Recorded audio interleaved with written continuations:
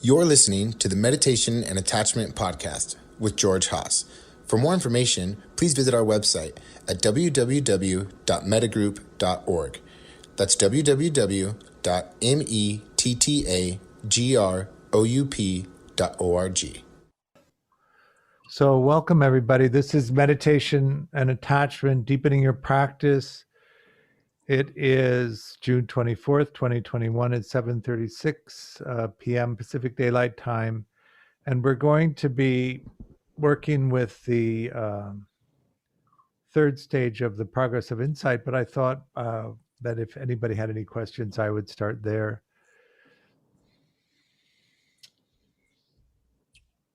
Nope. Well, I always just try and connect it to the attachment work. If you're just going straight for the insight teaching today, I'd just like to ask that you connect it to the attachment work somehow, because that's been the main focus for me. So if I get to put in my 2 cents, All right. say that.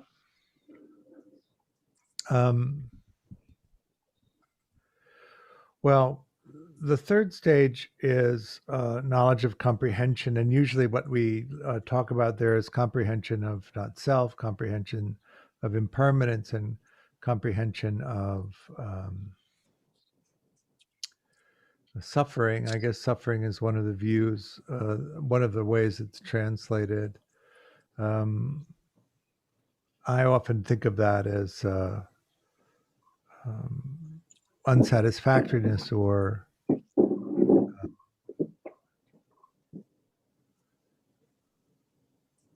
reactivity. Shinzen used to translate it as reactivity. As unsatisfactoriness, and Dan Brown tends to translate it as reactivity. Dan's point of view is even if you resolve all of the conditions that create a suffering experience, you're in a body that still is going to react. Shinzen's view is that the nature of the human condition itself is unsatisfying or unsatisfactory. Mainly that you grow old, you get sick, and you die, and there's nothing much you can do about that.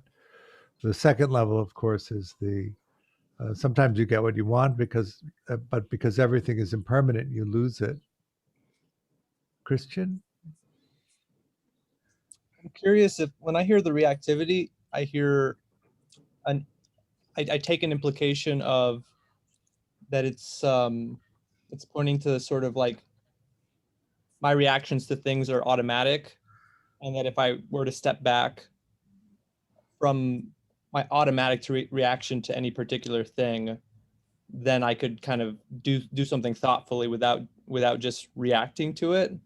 But I'm not sure if I'm reading into that quite a bit, or if it's sort of a different attack. No, he doesn't mean that at all. It's just basically that you have these sense responses to objects, and even if you work through all of the conditioning that would cause suffering to arise, if a light photon hits the retina, there's a reaction of sensing. If a sound wave hits the eardrum, there's a reaction of hearing. Even if there's no ear consciousness or eye consciousness, there's still the sensing activity itself. Okay. I think that go ahead. So are we just establishing the idea that the nature of the 6 sense spaces is suffering?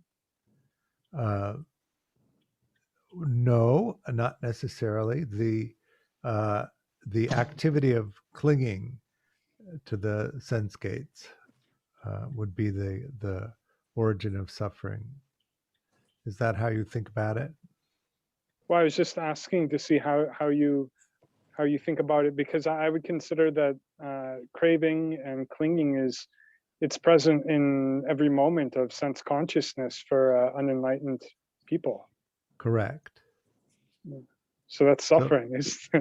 No, I know, but what Dan is saying is even if you work through all of that so that there is no craving, aversion, or unconsciousness in response to the sensing experience, the sensing activity still happens. Right. So that would be considered as suffering. I mean, it has the characteristic of suffering, doesn't it?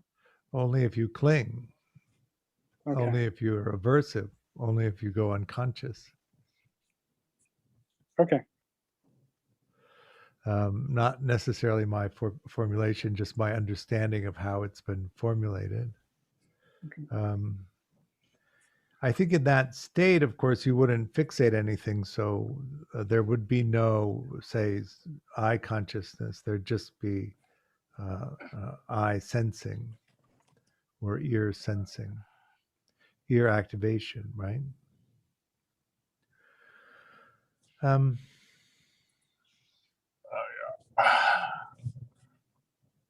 Did you want to say something, Harley? If not, No, I'm good. Thank you. strange. There we go. That robotic sound wasn't me, but no, sorry, I was unmuted. My apologies, George.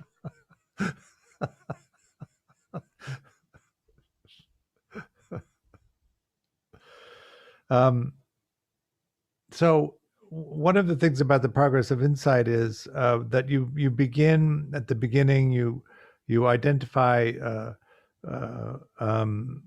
in the first stage the difference between mental and physical phenomena. In the second stage, really conditionality. You understand that this moment leads into the next. The previous moment led into this. That you don't have to catch everything. That you can infer based on a complete experience of one type of sensing experience, that all types of sensing experience like that will unfold in a similar way. And then you move into this initial exploration of the three characteristics or the three marks of existence. Anicca, Anatta, and Dukkha. Anicca is not self. Did I say anatta or anicca? Anatta is not self, anicca is impermanence, and dukkha is suffering or unsatisfactoriness or reactivity.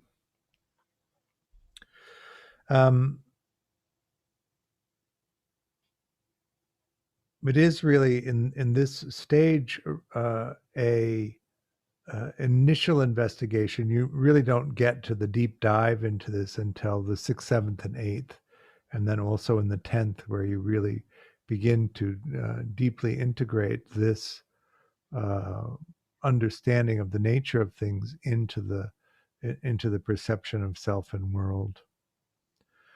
I often talk about the attachment stuff to touch on Jake's suggestion as the preliminary practices in order to get into this stuff, because if you don't have a foundation that you can safely explore from, to begin to touch into these experiences can be disorienting and painful, and that prevents you from going too much further into it. The habit of practice in the West is to come because your suffering has been unaddressable in other modalities, and turning toward meditation on one end.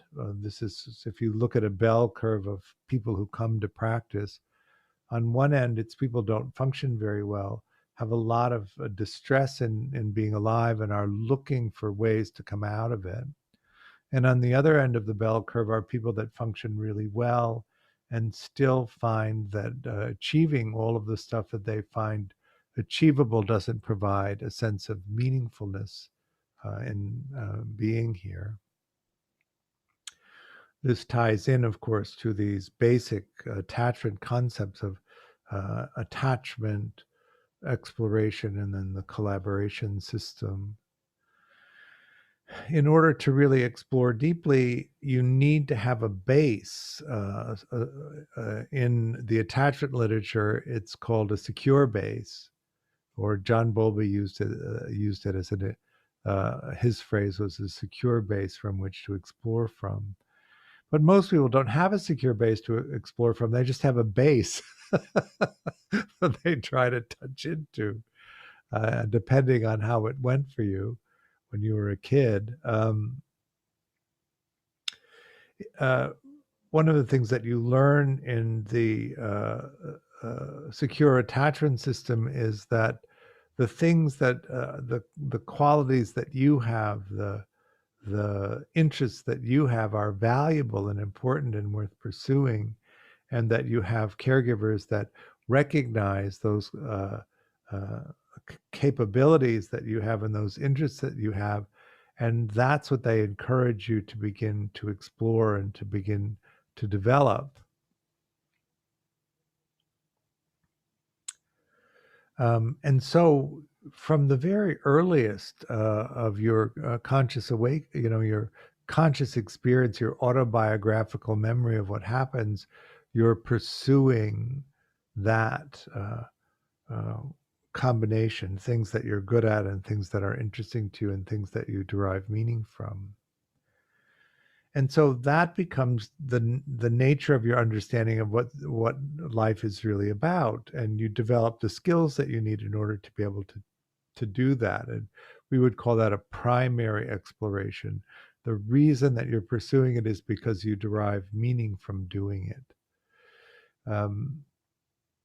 And you have the support that you need. And part of that is the returning to your secure base and sharing what it is that you've discovered, and being delighted in and having interest in what you found out, and the sense of your view, your understanding, your ideas about things being valued, and the constant sense of support and encouragement to go do more. And so you go out and you explore, and then you come back and you share your exploration. It's valuable, and then you go out and you explore, and then you come back, and that's the natural flow of life. So the attachment mechanism goes off. You seek proximity to your secure base. Your secure base helps you emotionally regulate. They're interested in what you're exploring. That activates the exploring mechanism, and you go back out into the world. And you develop this sense of self, which is based on those kinds of things. The sense of self arises based on the conditions in the present moment. So, and we have a working model of gists, these little sort of algorithms that are activated, that generate sensing experiences in the body-mind. And depending on the pattern of that, we recognize and identify that as the experience of self. And so if you have a positive model of the sense of self, when the experience of self arises, it's a pleasant experience. You have a sense of value in that. You have a sense of enjoyment in the experience of self. You have strategies for emotionally regulating the experience of self that are positive and beneficial. But that isn't the nature of the self-experience for everybody as it arises. Depending on that process. Did you have a question? Yeah. So, I mean, I just wanted to iterate on that a little bit. So, I mean, it would kind of make sense then that people with a negative sense of self would feel that it's something that they should annihilate, or is something that they should destroy, or that their ego is wrong or bad. I mean, I just wonder if you must see that a lot in the Buddhist world. And I was just looking for some kind of confirmation about that topic. The linkage between self-esteem or negative self-esteem and the desire for annihilation, and how that could get acted out through, believing in not self, for instance. Well, it might be just that simple aversion to pain, a painful experience, not so much this kind of advanced concept of the annihilation of self, but each time the sense of Mhm. self arises, it's an unpleasant experience that you then become aversive to.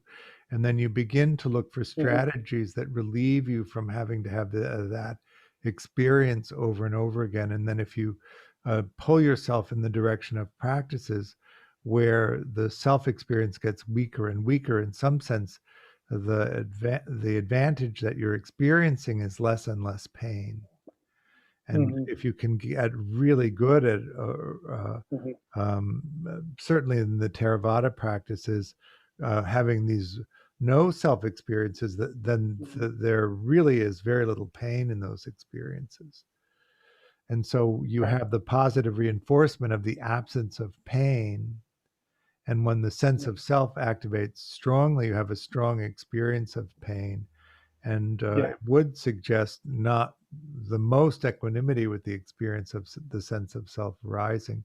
But even without that capacity and skill in meditation to get that to happen, people who build a working model of self that contains a lot of negative experiences, they become quite aversive to the experience of self. They can't get out of it, but they become aversive to it, which I think is the origin of self-hatred. The experience of self arises, it's very painful, and then you just hate it.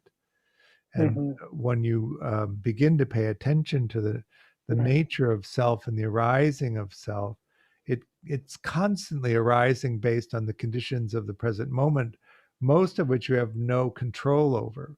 So you may also find that the tendency is to want to withdraw from the world, to withdraw from stimulation, so that you have more sense of control in when the selfing experience arises. But Right. but the conditioning around the experience of self arising really does come from that early experience of the exchange with the caregiver.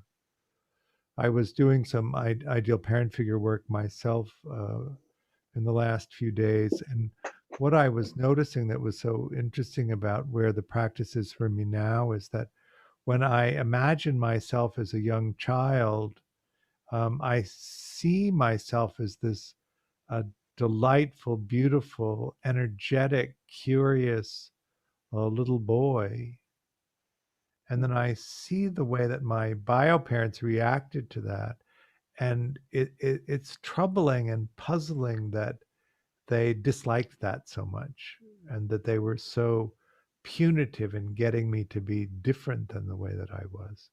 When I look at myself and the memories that I have of myself, uh, I really like that that little boy uh, and his way of being in the world, and so that's this process of shifting into really repairing the or helping to change those negative the negative input from the caregivers themselves.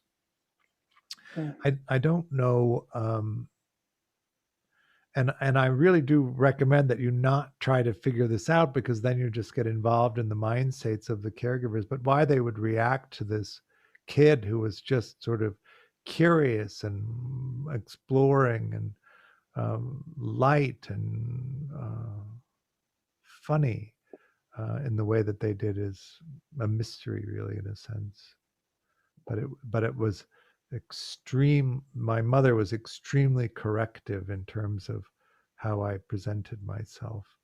Um, and so what of course happens then is that you begin to associate those natural expressions of self and those natural interests that you have with something negative, and you begin to attempt to suppress them so that you don't get the negative feedback from the caregivers. But if that is actually the core, the essential nature of what interests you and what has meaning to you, then you're being instructed out of your primary exploration into a secondary exploration, which is pursuing things that get you a response from the caregivers that's easier to be with. if that makes sense. So you direct yourself away from the things that are of primary importance to you toward the things that are of primary importance to the caregivers that you have, so that you can get their care and that you can survive from that. And it can be such a harsh treatment that you lose track of the things that are essential, the things that really motivated and had meaning to you, and pursue the secondary exploration of what was meaningful to them. That would shift you out of the secure functioning place into a dismissing functioning place. You have to shut down and suppress the natural experience of yourself and become something else, so that your caregivers will respond to you. Often in those situations,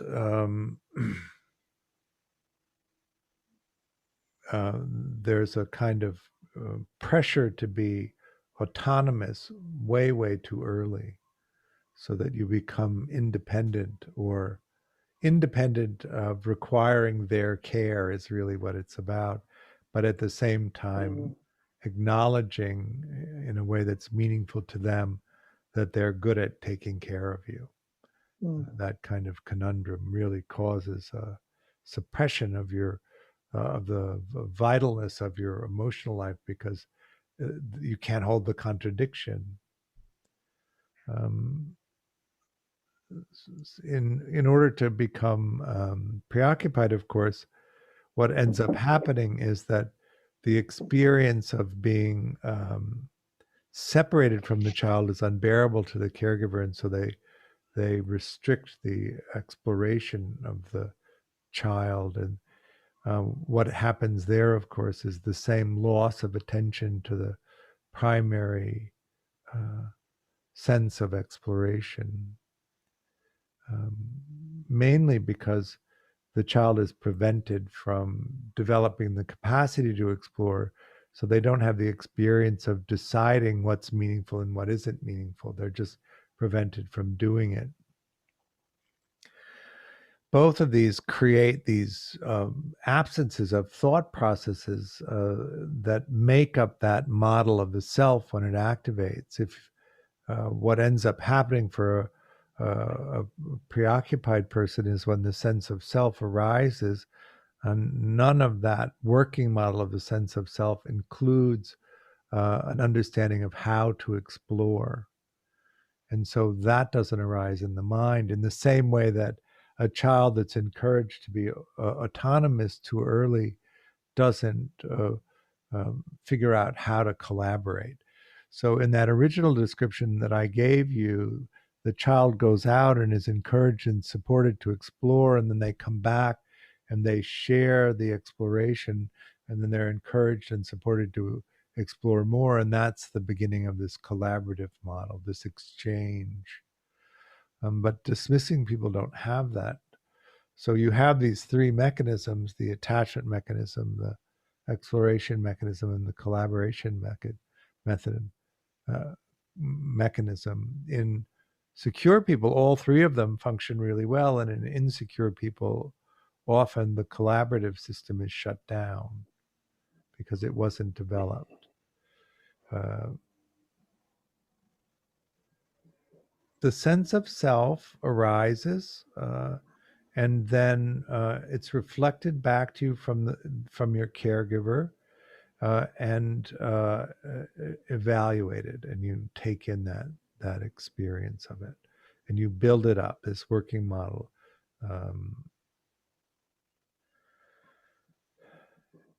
In dismissing adults, they tend to be very good at exploring, but it's almost always secondary exploration, and they don't have a sense really of what would be meaningful to them. And they find that they're able to get these secondary goals, but they don't really resonate that much. They don't feel anything because the main way that they regulate their emotion is by not feeling, so that when the sense of self arises, it's incomplete in that sense. And they tend to be idealizing, so that they tend to inflate value, so that you have a a sense of self that's very distorted from what actually is there. One of the things about this process of exploration, particularly through meditation, is to contemplate the nature of self as arising based on these working models, and to see that if you can move yourself toward a experience of self that arises that's actually reflective of what your capacities are, your interests are, and that also is infused with enough positivity so that the experience of it arising is pleasant, you do come into equanimity, and you do come into this knowledge that it is a temporary sensing experience that arises based on conditioning.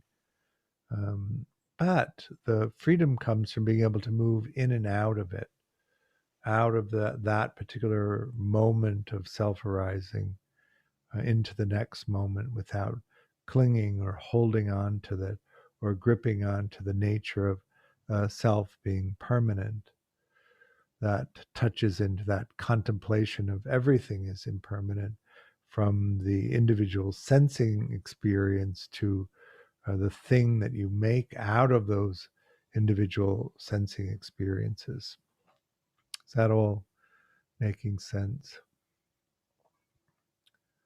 One of the reasons I like to talk about attachment so much is because it describes that experience in quite a bit of detail, and the descriptions of those views help to decode the moment by moment experience of it, so that you can see the modeling of it as distinct from the activity of sensing that creates it, and in that way gain the insight into the nature of it being ephemeral and temporary.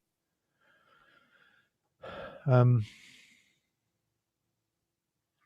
traditions vary. The Tibetan idea is not to come into a hard no-self state, and it is to really identify mainly with awareness and make that quite expansive, and then allow all of these sensing experiences to come and go. You identify with the sky, and then the clouds of experience roll through.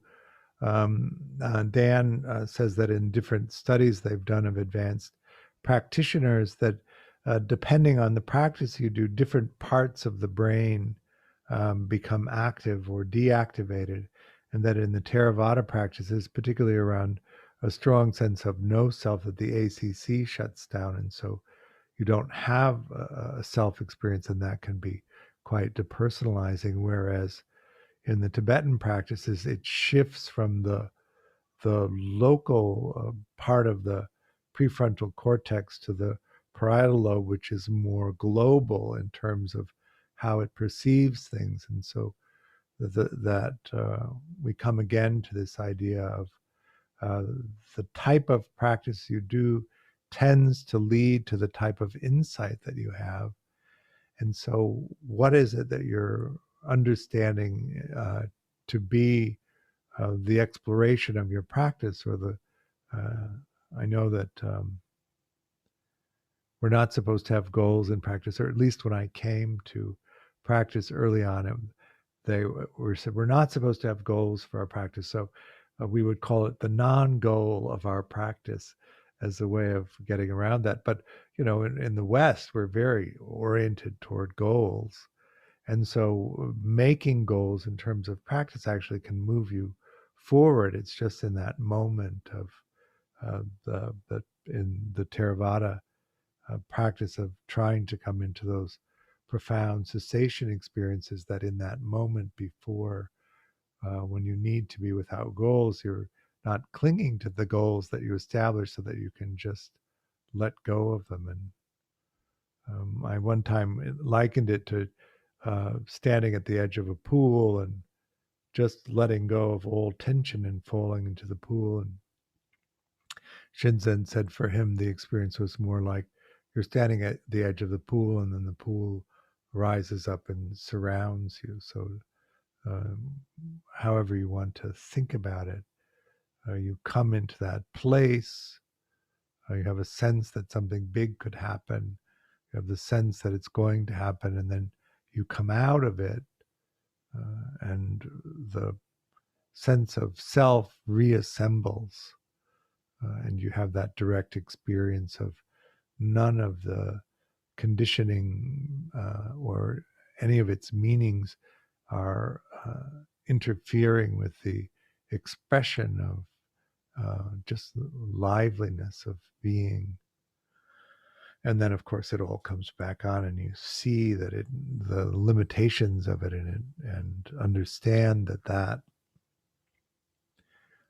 is limiting beliefs, and that because you have the direct experience of knowing the way of being without that there, and then it attaching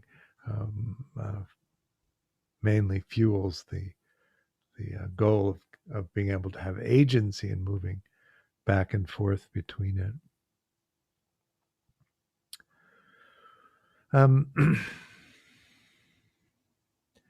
One of the practices that I recommend in working with the experience of self is loving kindness practice, or compassion practice, or sympathetic joy practice, equanimity. All of those from the Brahma Viharas, particularly focused on the expression of self, so that you can begin to infuse into the working model that you currently have of the self experience very positive experiences. So over and over again, you're generating these positive states, then intentionally generating the experience of self, so that when you go through the process of remembering that, and these gists, these working models of that experience are created and associated with the self, each time as you move into the future, when the sense of self is activated, those new intentionally positive experiences are associated with the sense of self. And if you do that practice consistently enough, that positivity that's been associated with the experience of self becomes the dominant experience of self. And the conditioned negativity, particularly if it comes from the early attachment relationships, becomes secondary. And so then the sense of self arises, and it's a pleasant sense of self. It's enjoyable when the sense of self arises, and that aversive reaction is overcome. Of course, you have to be careful to have equanimity with it, so that the craving aversion or the clinging aversion doesn't overtake the aversive experience of it. Christian. Have you noticed in working with people with different attachment patterns any kind of correlation or sense that people with different attachment patterns have a weaker or stronger sense of self, whether that be positive or negative, than other patterns? I do. I think that if you look at attachment, the attachment system, attachment, which of course activates and deactivates the exploration system, drives you back to somebody who will protect you. When that turns off, the exploration system turns on, and then you can go explore, and then you have the collaboration system. In secure people, that all works really well. And so when the sense of self arises, you have this vital, alive, lively sense of self. In dismissing people, the attachment system is shut off, and the exploration system is on, and the collaboration system is off. And so the sense of self that arises for them is quite rigid. It's a very rigid sense of self. It's a very grandiose sense of self. It's very fragile. In preoccupied people, the attachment system is hyperactivated, the exploration system is deactivated, and the collaboration system is off. And so they tend to have much less strong sense of self, because they're so oriented toward pretending to be what the person they're interested in wants. So they're very active in interpreting what they need to be teleologically, and then attempting to present that. So that consistent model of self arising is quite varied depending on who the attachment figure is at the time, and more of a reflection of that. In the disorganized person, the attachment system is off, the exploration system is off, and the collaboration system is off. And they're really the ones that we think of having the weakest sense of self. That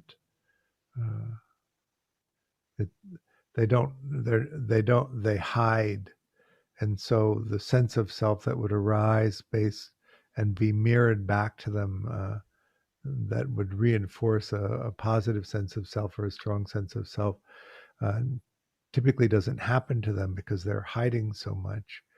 And so they don't have a sense of how other people see them as much, which is where that sense of self comes back to us.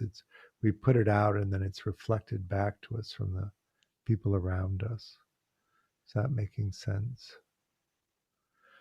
Go ahead. So we really need the feedback from others in the process of moving from an insecure state to a secure state.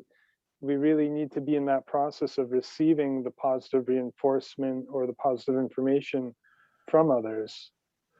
Well, if you look at the ideal parent figure protocol, you can develop those models that are internal. They're facilitated by somebody who helps you do that, but you create those models intentionally, and they're a better match for what you need than if you simply rely on what other people do. So you're taking in the information and comparing it to the internal working model. In some sense, what you're trying to do is effectively communicate. This is what I think is going on. What do you think is going on?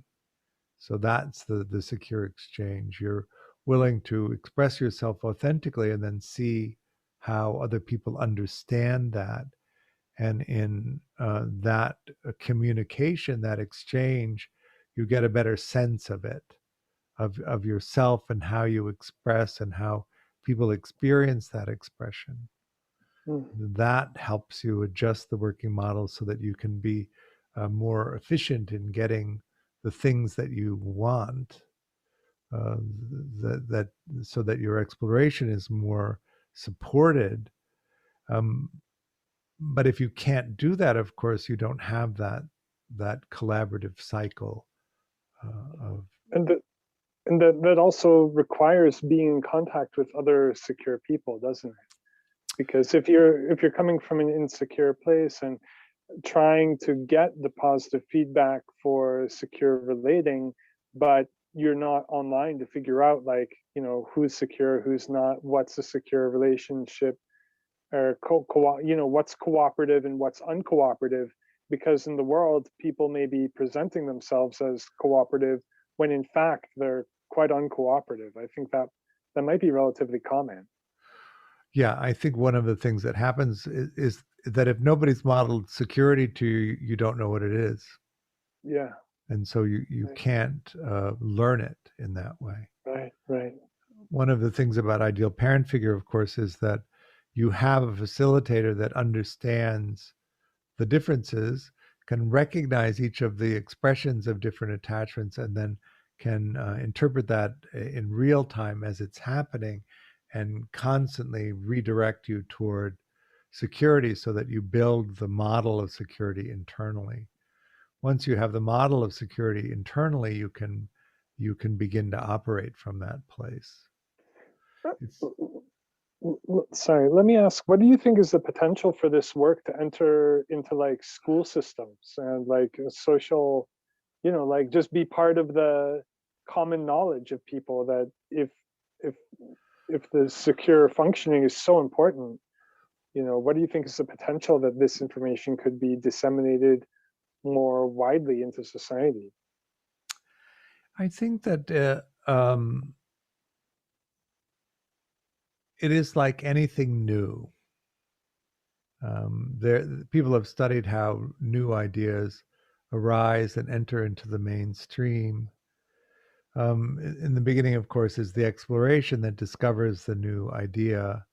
And then there's a formulation of the idea in such a way that it can be expressed. And then in a small group of people who hear the teaching are then interested in it and are drawn to it and begin to practice it. Have you heard the 100 monkey theory? No. No.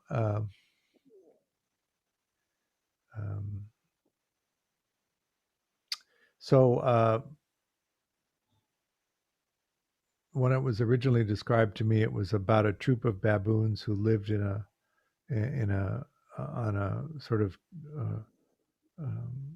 tropical in a tropical environment, and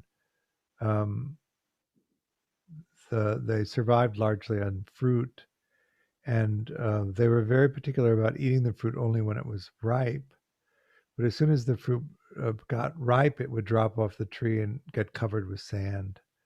And so the monkeys, the baboons, were often in trouble because they wouldn't be able to eat the fruit when it ripened necessarily, and then once it dropped onto the sand, they wouldn't be able to eat it because it was covered with sand. So there was always a food shortage.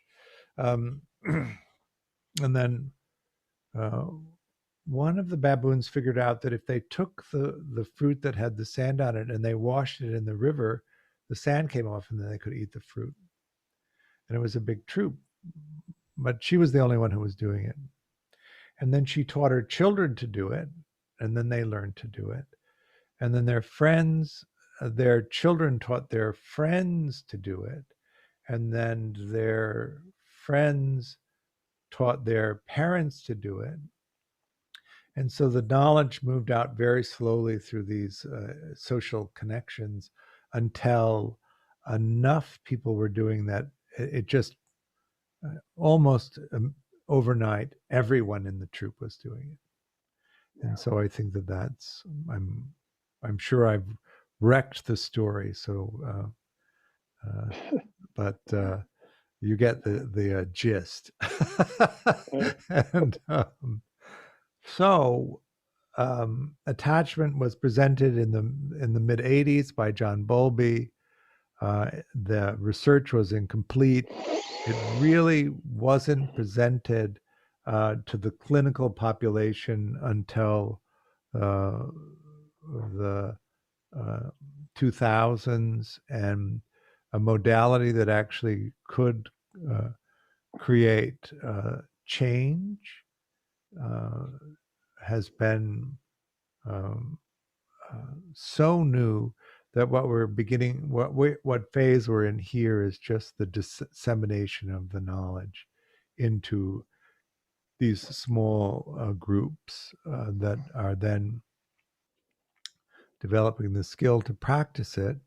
In order for it to disseminate widely, of course, we have to have a lot of people who are skillful at being able to offer it, so people can have the effect of it. And that it's an exponential expression, but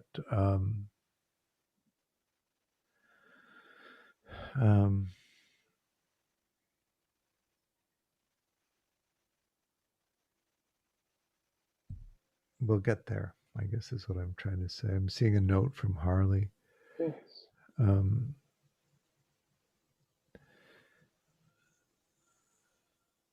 One of the things about it, attachment parenting, which Harley is mentioning, is there have been lots of different approaches to understanding that the care of children is essential into developing secure attachment and attempting to understand that. And one of the conversations I had with Mary Main was that she was not so interested in repairing people's attachment because it was so resource and time intensive to do it, that it would be better that we simply let everybody whose attachment is fucked up just go, and then focus mainly on child rearing, so that we can begin to eliminate it at that level where it's not as challenging to do. But I'm sorry. I'm sorry. Go ahead. I was just going to ask if you could expand on that theory, though. I mean, how is that possible? How is how is that mathematically even going to work? You mean attachment parenting? No. I mean, just the idea that it seems really prominent in the psychotherapy and attachment community, which is that basically just how are children's attachments going to get repaired if their parents don't have the skills to do it? It just doesn't make any what sense. I mean is that you engage in psychoeducation of the parents so that they don't create the attachment injuries in the first place. But they're going to if psychoeducation doesn't change their attachment pattern, it doesn't matter. I totally agree with you on that one, and I think that actually, in fact, it doesn't work.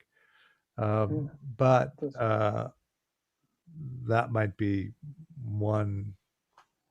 certainly one direction that is being pursued. Okay. Christian? Oh, I was just saying that luckily for that plan, we invest a lot of time and resources and money into our children and education, so that should work out just great. I mean, I did this study with Mettagroup. I took the Mettagroup cohort that we'd been studying to see how we could get attachment to shift just through meditation and psychoeducation, and we established, at least in our cohort, that psychoeducation and mentalizing development does not shift underlying attachment. It adds secure functioning to the end of the long chain of it. But it doesn't change the fundamental underlying attachment strategy. But when you add to that the ideal parent figure protocol, it does shift it, and it reliably shifts it. So you need all three of these things. You need to teach attachment, you need to teach exploration, and you need to teach collaboration. And without those three systems being developed, people aren't able to earn security. It doesn't mean you get a new secure brain. You can't swing by the Ford dealer and have them put in a new part. You have your brain, which developed and physically is structured like your native attachment, but you have a way of operating that brain so that you can be functionally secure. That's basically what happens. So why don't we leave that there and do some meditation practice? I thought that we might do a self-inquiry practice. So in using a basic see, hear, feel technique, exploring where the location of the self is. One of the things about self-inquiry work is that intellectually we can understand, the sense of self arises based on conditioning. It's a sensing experience which isn't different from any other sensing experience, and we then have this perception of duality. I am the self viewing things. At least I think that cognitively that's easier to grasp than to exhaust yourself looking for the seat of the experience of self somewhere. But if you don't do an ardent search, the self itself does not give up on the idea that it's actually substantial. And so you need to really pursue this with intention. So in see, hear, feel, we're just dividing sensory experience into these three broad domains. And then each time we come into a particular sensing experience, we're going to inquire, is the self located here? The correct answer, just in case you didn't pick this up, is no.